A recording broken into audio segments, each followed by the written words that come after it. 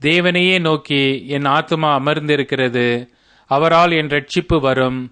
அவரே என் கன்மலையும் என் இரட்சிப்பும் என் உயர்ந்த அடைக்கலமுமானவர். நான் அதிகமாய் அசைக்கப்படுவதில்லை. நீங்கள் எதுவரைக்கும் ஒரு மனுஷனுக்கு தீங்கு செய்ய நினைப்பீர்கள்? நீங்கள் அனைவரும் சங்கரிக்கப்படுவீர்கள். சாய்ந்த மதிலுக்கும் இடிந்த சுவருக்கும் ஒப்பாவீர்கள். அவனுடைய மேன்மையிலிருந்து அவனை தள்ளும்படிக்கே அவர்கள் ஆலோசனை பண்ணி அபத்தம் பேச விரும்புகிறார்கள். தங்கள் வாயினால் ஆசீர்வதித்து தங்கள் உள்ளத்தில் சபிக்கிறார்கள். சேலா. என் ஆத்துமாவே, தேவனையே நோக்கி அமர்ந்திரு. நான் நம்புகிறது அவராலே வரும். அவரே என் கன்மலையும் என் இரட்சிப்பும் என் உயர்ந்த அடைக்கலமுமானவர். நான் அசைக்கப்படுவதில்லை. என் இரட்சிப்பும் என் மகிமையும் தேவனிடத்தில் இருக்கிறது.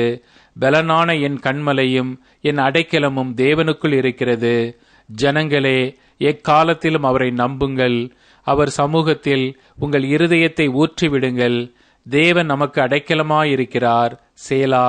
கீழ் மக்கள் மாயையும் மேன்மக்கள் பொய்யுமாமே. தராசிலே வைக்கப்பட்டால் அவர்கள் எல்லாரும் மாயையிலும் லேசானவர்கள். கொடுமையை நம்பாதிருங்கள்.